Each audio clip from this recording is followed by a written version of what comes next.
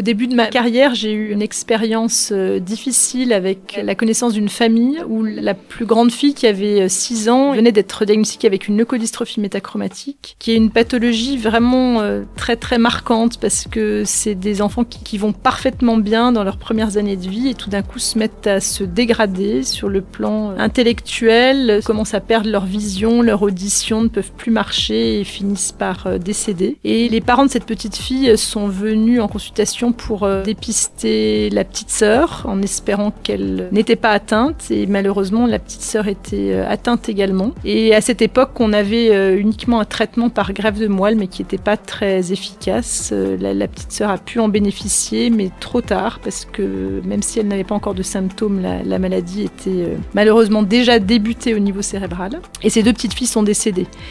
Et à l'époque, j'étais vraiment une jeune généticienne. Je venais d'arriver à Dijon de retour de Necker depuis quelques mois. Et je me suis dit que c'était extrêmement injuste et qu'il fallait pour enrayer ça qu'on puisse faire des diagnostics bien plus tôt et puis qu'il y ait un traitement. Ce qui me paraissait inimaginable, un traitement pour une maladie neurodégénérative à l'époque. Et maintenant, cette pathologie est traitée par une thérapie génique. Ce qui veut dire que les enfants qui naissent maintenant et qui sont dépistés avec une leucodystrophie métachromatique est traité très tôt, ne développe plus de symptômes, ou en tout cas des symptômes super légers s'ils en ont. Et là, c'est une évidence. On se dit, il faut y aller. Ce qu'a vécu ses parents, qui maintenant n'ont plus d'enfants. Si on est en moyen de pouvoir l'empêcher, il faut le faire.